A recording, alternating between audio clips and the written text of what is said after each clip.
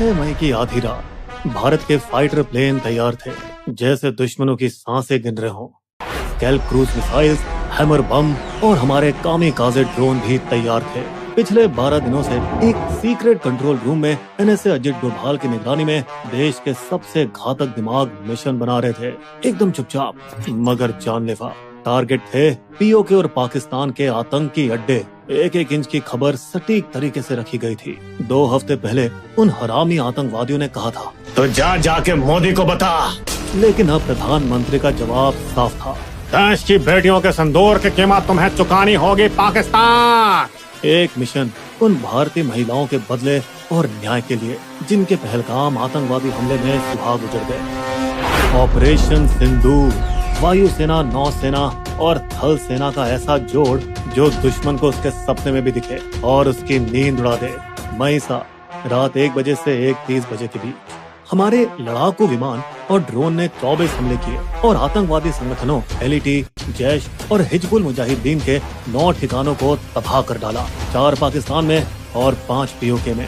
70 ढेर, 60 घायल, धुआं कर दिए सारे ख्वाब इनके। इनमें सबसे बड़ा हमला था बहावलपुर में मरकज सुभान अल्लाह कैंप, जो जैश-ए-मोहम्मद का मुख्यालय भी था। वही संगठन जिसने 2019 पुलवामा हमले को अंजाम दिया था। इसके साथ ही अब्दुल रऊफ अजहर, मसूद अजहर का भाई, जिसने IC 814 हाईजैकिंग प्लान किया था, भारत के मोस्ट वांटेड आतंकवादियों में से एक, वो भी इसमें जहन्नुम चला गया।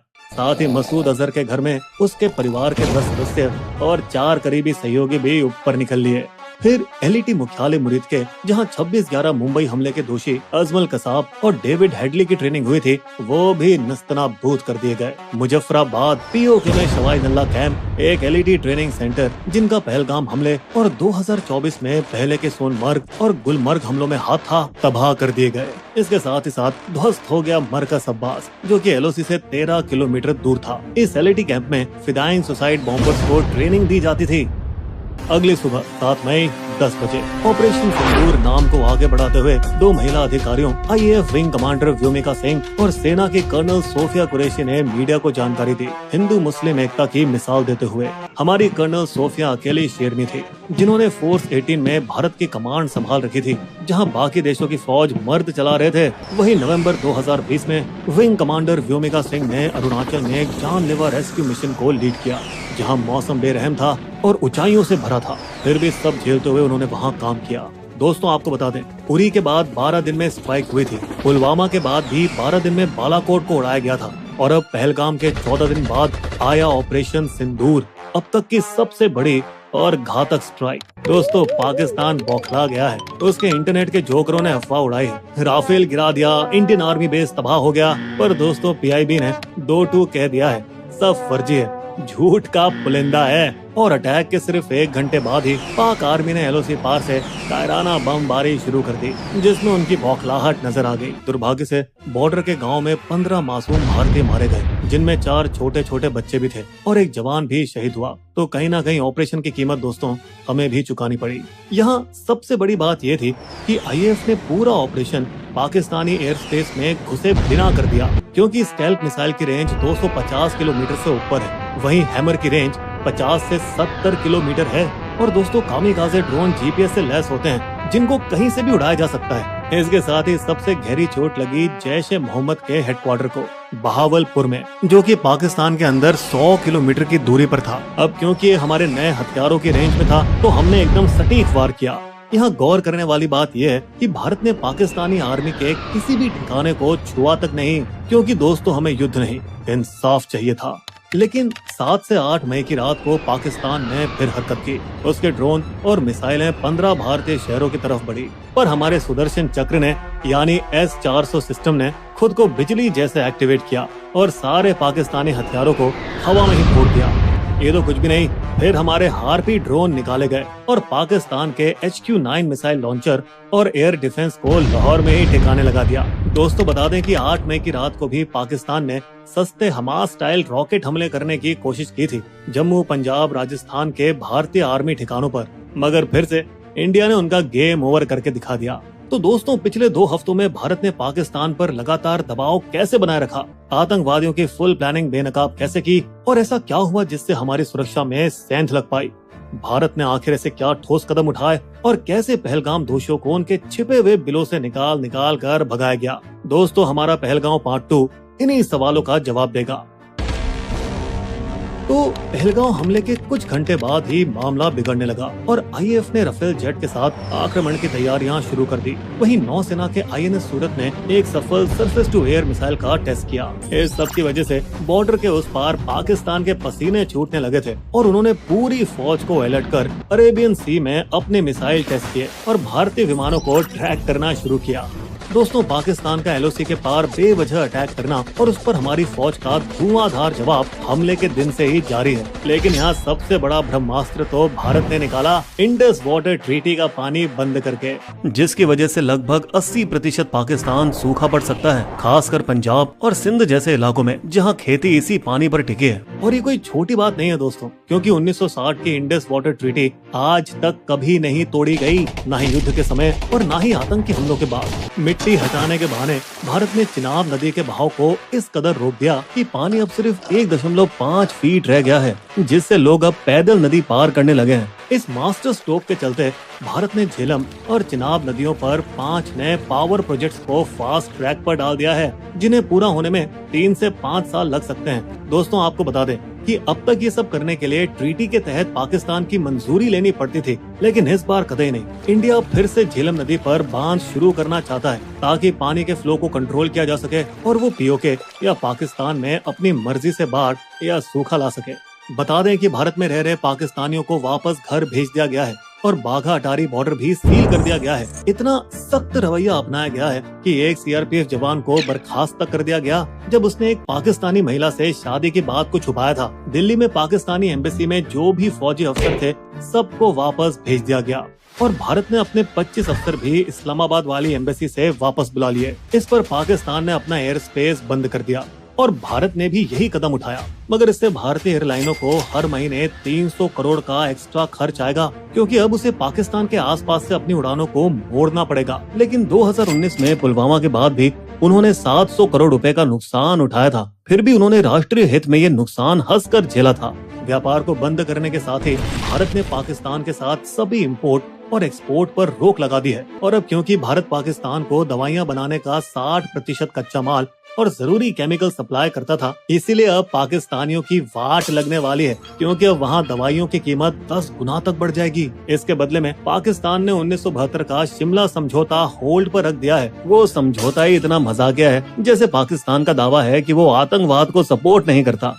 इस तरफ भारत लगातार अमेरिका, चीन, रूस, यहाँ तक कि सऊदी अरब और यूएई पर दबाव डालने की कोशिश कर रहा है ताकि वे पाकिस्तान को हथियार और पैसे देना बंद करें और उसे दुनिया के सामने एकदम अलग थलग कर दें।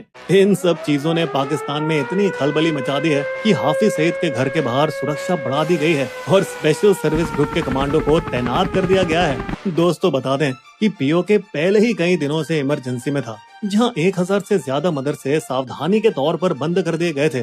वहीं चकौठी जैसे गांव में, जो सीमा से सिर्फ 3 किलोमीटर दूर है, वहां माता पिता बच्चों को अंदर बंकरों में डालकर उन्हें मजबूत किया जा रहा था।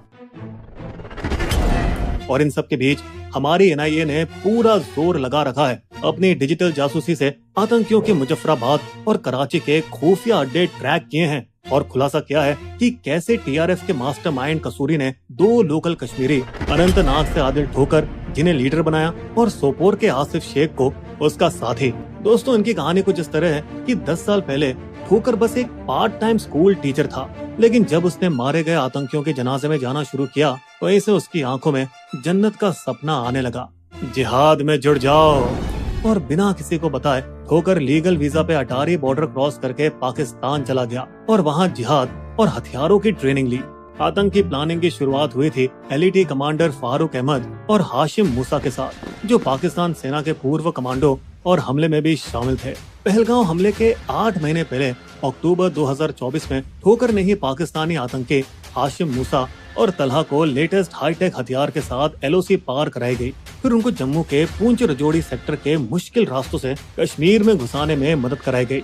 मुगल रोड के घने जंगलों से वे जंगल के बहुत अंदर जाकर छिप गए। अपने झूठे नाम मूसा और यूनुस के जरिए वे चाइनीज ऐप पे बात करने लगे ठीक वैसे ही जैसे पुलवामा हमले के दौरान किया गया था।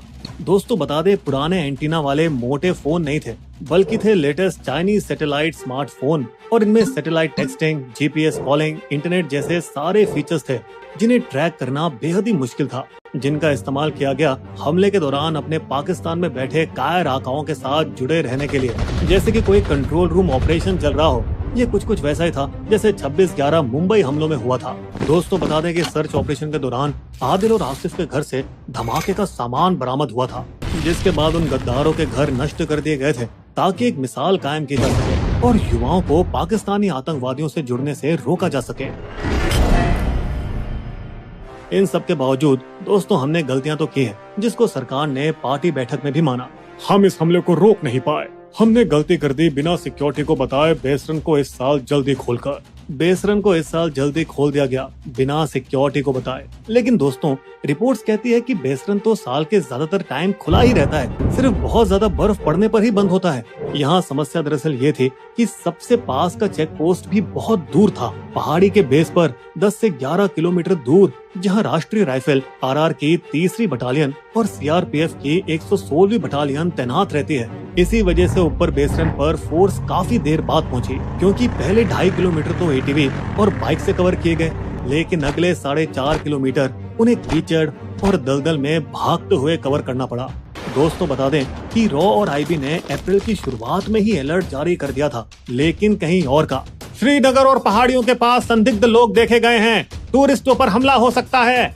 जिसके बाद सुरक्षा बलों ने तेजी से कार्रवाई की। काचीगाम नेशनल पार्क और श्रीनगर के निशात बाग क्षेत्र में 2 हफ्तों के लिए गश्त बढ़ा दी गई। दोस्तों यहाँ सोचने वाली बात है कि क्या हमले की योजना 19 अप्रैल के लिए बनाई गई थी, जब हमारे प्रधानमंत्री कटरा से श्रीनगर की पहली ट्रेन शुरू करने के कार्यक्रम में गए थे, जिस योजना को आखिरकार खराब मौसम की वजह से रद्द कर दिया गया। और क्या यही वजह थी कि फिर आतंकवादियों ने अपना टारगेट बदलकर बेसरन मैदान को बना लिया। वे 20 और 21 अप्रैल को आम कपड़ों में वहाँ रहकी करते रहे, जबकि सुरक्षा बल श्रीनगर में उनकी तलाश कर रहे थे। और दोस्तों बिना किसी सुराग के श्रीनगर में तलाश को उसी सुबह बंद कर दिया गया जिस सुबह पहलगांव में हमला हुआ था, जिसकी कोई जानकारी नहीं थी। दोस्तों बता दें 2016 के पठानकोट हमले के बाद 778 किलोमीटर एलओसी पर घुसपैठ रोकने के लिए हाईटेक सुरक्षा सिस्टम CIBMS लगाया गया था, जिससे बॉर्डर की निगरानी मजबूत हुई थी और आतंकियों के छुपे हुए ठिकानों का पता लगाने के लिए ड्रोन से निगरानी की जा रही थी, जो कि पीर पंजाल के घने जंगलों की वजह से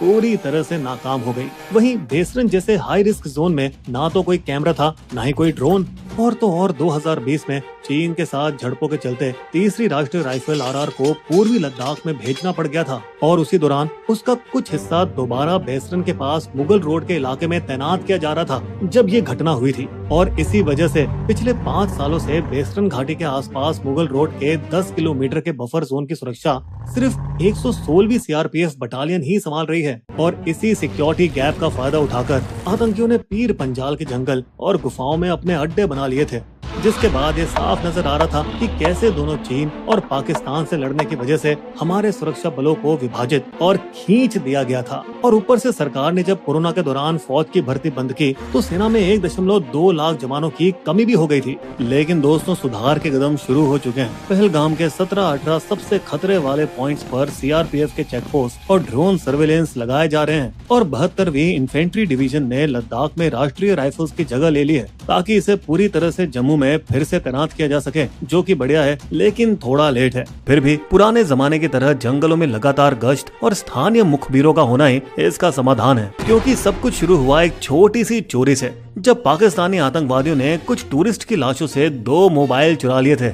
हाँ, वही मोबाइल जो बने भारत की सुरक्षा एजेंसियों के सबसे बड़े सुराग, जिसकी मदद से उन्होंने आतंकियों को ढूंढ निकाला अनंतनाग के हपटनार गांव के पास के घने जंगलों में। लेकिन दोस्तों वो जंगल का रास्ता खतरनाक था और हमारी सेना के पहुंचने से पहले ही आतंकी एक बार फिर गायब हो गए।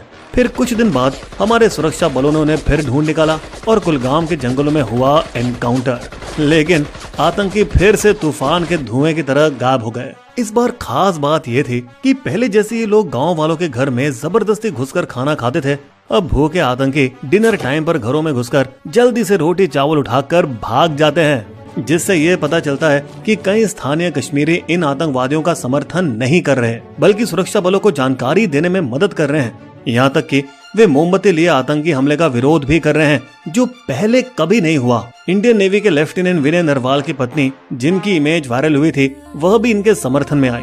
मुझे बस शांति चाहिए, मुस्लिमों और कश्मीरियों के प्रति कोई नफरत नहीं फैलनी चाहिए।